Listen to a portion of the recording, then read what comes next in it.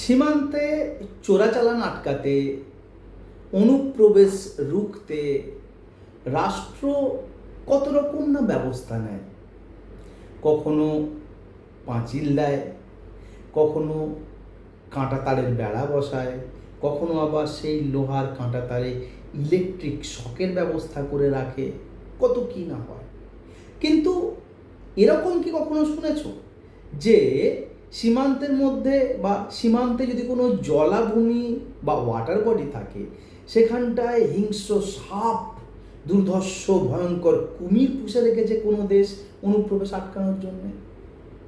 ঠিক এরকমই একটা চমকপ্রদ, ভয়ঙ্কর এবং রোমহর্ষক পরিকল্পনা ভারত সরকার করতে চলেছে, বা বলা যায় এরকম একটা ব্যবস্থাপনা নিতে চলেছে। আমরা এটা ডিটেল এই ছোট্ট ক্লাসটায় ডিসকাস করব, জানবো কোথায়, কিভাবে, কেন এরকম একটা পরিকল্পনা ভারত সরকার উদ্যোগ নিচ্ছে, এবং এই পরিকল্পনাটার সুবিধা কী, বিশেষত্ব কী, এবং এই পরিকল্পনাটা কি সামগ্রিক, অর্থাৎ এটায় কোনো কি ফাঁক ফোকর থাকবে না, ডিসকাস করব। এখন আমরা জানি যে সব সীমান্তই কিন্তু কাঁটা তারের বেড়ায় সংযুক্ত বা রক্ষা করা যায় না। তার কারণ সব সীমান্ত শক্ত জমির ওপর হয় না। অনেক সীমান্তই আছে পৃথিবীতে যে সীমান্ত তৈরি হয় জলাভূমির ওপরে, অর্থাৎ জল, ওয়াটার বডি, পুকুর, নালা, খাল, নদী, তার দুপাশে দুটো আলাদা জায়গা, মাঝখানে তাদের সীমানা ওই জলাভূমিটা। সহজ উদাহরণ রেড সি, ওয়েস্ট এশিয়া এবং আফ্রিকাকে আলাদা করে দিয়েছে। আমাদের পুলিকট লেক, তামিলনাড়ু, অন্ধ্রপ্রদেশ, দুটো রাজ্যের বাউন্ডারি তৈরি করেছে এই লেকটা। তো ঠিক তেমনি ভারত এবং তার প্রতিবেশী দেশ বাংলাদেশের মাঝখানে একটা বিরাট লম্বা সীমান্ত রয়েছে, যার দৈর্ঘ্য 4096 কিলোমিটার। দূরত্বটা কিন্তু অনেকটা। এটা ভারত অনুপ্রবেশ রোকবার জন্যে কাঁটা তারের বেড়া বসিয়েছে, কিন্তু সবটা কাঁটা তারের বেড়া বসানো যায়নি। প্রায় 850 কিলোমিটার এখনও বাকি রয়েছে। এবং মজার ব্যাপার হচ্ছে যে সেই 850 কিলোমিটার কাঁটা তারের বেড়া যেখানে বসানো বাকি রয়েছে, তার মধ্যে 175 কিলোমিটার কিন্তু নদী আর খাল বা জলাশয়, যেখানটায় শক্ত খুঁটি পুঁতে কাঁটা তার লাগাবে এরকম সম্ভব নয়, আর খুঁটি নেই বলে সেখানটায় সিসিটিভির নজরদারি করা যায় না। তো এই সমস্ত জায়গা থেকে চোরাচালান, এই সমস্ত জায়গা থেকে অনুপ্রবেশের প্রবণতা এবং সম্ভাবনা খুব বেশি থাকে। এই জায়গাগুলোতে কিভাবে এই ঘটনাগুলো আটকানো যায়, তার জন্যে ভারতের মাথা ব্যথার শেষ নেই। অনেক দিন ধরে অনেক রকম ভাবা হয়েছে, পরিকল্পনা হয়েছে এবং ভেস্তে গেছে। সম্প্রতি ভারত সরকারের বর্ডার সিকিউরিটি ফোর্সের একটা টিম এবং গৃহমন্ত্র বা হোম মিনিস্ট্রির মধ্যে একটা ধারণা তৈরি করা হয়েছে, একটা কনসেপ্ট বাজিয়ে দেখা হচ্ছে ঠিক এরকম, যে ভারত বাংলাদেশের মাঝখানে জলাভূমি যেসব অঞ্চলে বা যে দূরত্বগুলোতে সীমান্ত তৈরি করেছে, সেই জলাভূমিতে সাপ, কুমির ইত্যাদি পুষে রাখা যায় কিনা, পাহারা হিসেবে, প্রতিরক্ষার ব্যবস্থাপনা হিসেবে। এখন জিনিসটা আদিম হলেও জিনিসটার বাস্তবতা বা উপকারিতা কিন্তু কোনো মতেই অগ্রাহ্য করা যায় না। এরকম একটু উপকারিতা আছে। এমনকি কোনো বিক্ষিপ্ত উদাহরণ হিসেবে আমেরিকার প্রেসিডেন্টও তাদের কোনো বিচ্ছিন্ন যে বন্দীদের করে রাখার জায়গা বা কারাগার বা জেল, সেগুলোর চারপাশে এরকম পরীক্ষা করে রেখেছে। এটা কিন্তু সত্য। অর্থাৎ একেবারে নতুন নজিরবিহীন তা কিন্তু নয়। সেক্ষেত্রে ভারতও কি এটা করবে, এটা করতে পারবে, বা এটা কি করতে চলেছে? এখন এই প্রশ্নের উত্তর পেতে গেলে আমাদের সবচেয়ে আগে ভাবতে হবে যে এটা কেন করা হবে, এটা করবার প্রয়োজনীয়তা কি।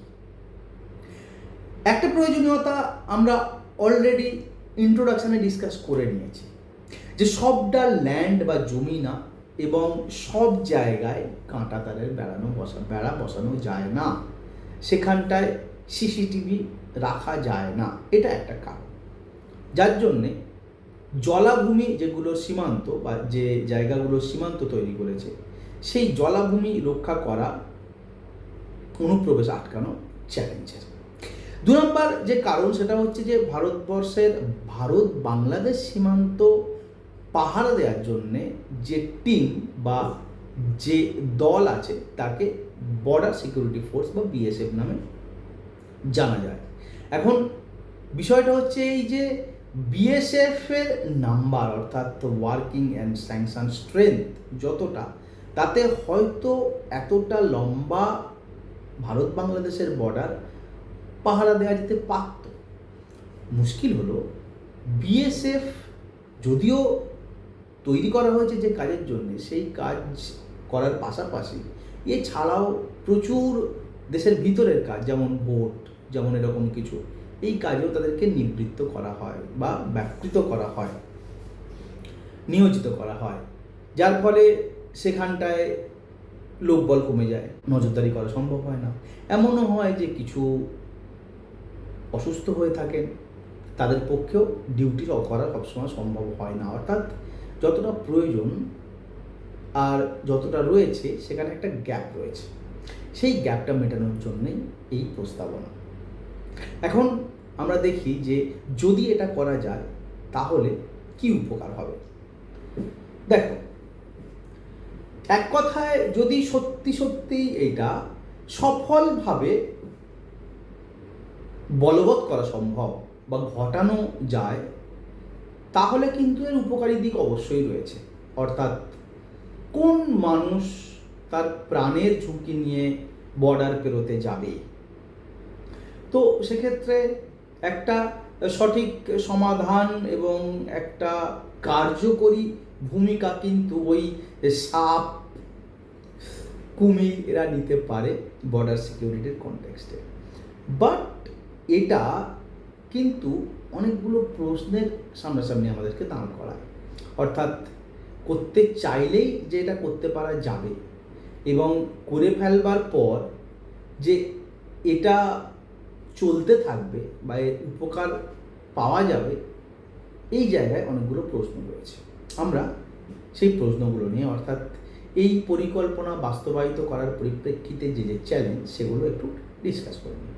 প্রথম প্রশ্ন হচ্ছে যে 175 কিলোমিটার যেটা জলাভূমি ভারত পাকিস্তানের মাঝখানে বাউন্ডারি করেছে, সেই জায়গাটা কিন্তু কম নয়। অর্থাৎ এটা একটা পুকুর, খাল, ডোবা নয়, অনেকটা লম্বা, হয়তো কন্টিনিউয়াস নয়, গ্যাপে গ্যাপে, কিন্তু জায়গা অনেকটা।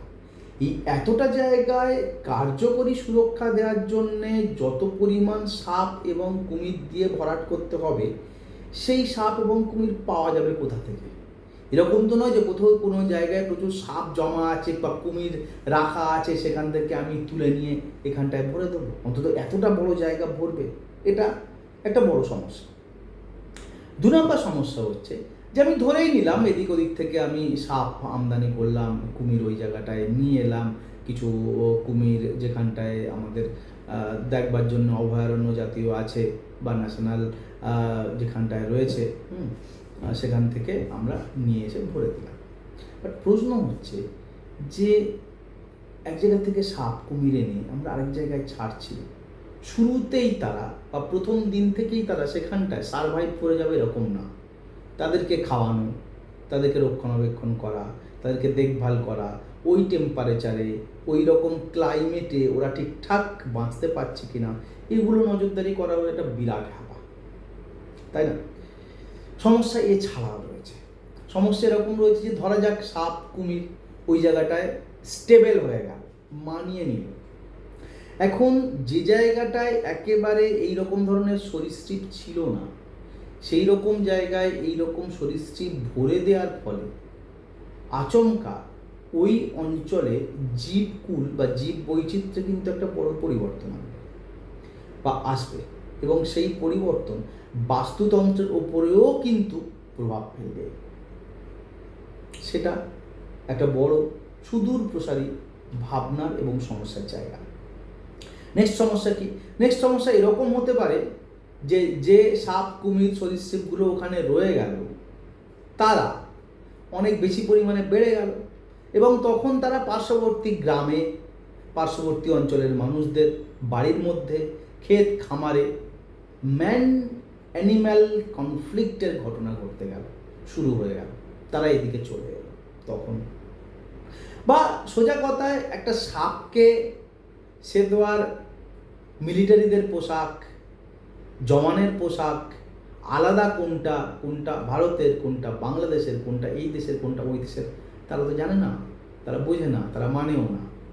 তো যে পারপাসে তাদেরকে নামানো হচ্ছে, অর্থাৎ শত্রুকে ব্যাহত করা, প্রতিহত করা এবং প্রতিরক্ষা করা, সেইটার বদলে যদি তারা যারা পুষেছে তাদেরকেই আক্রমণ করা শুরু করে বা তাদেরকেই কামড়ে দেয়, খেয়ে ফেলে, তখন একটা পাল্টা সমস্যা। তো অনেকগুলো সমস্যা এই বিষয়টার সাথে জড়িত রয়েছে।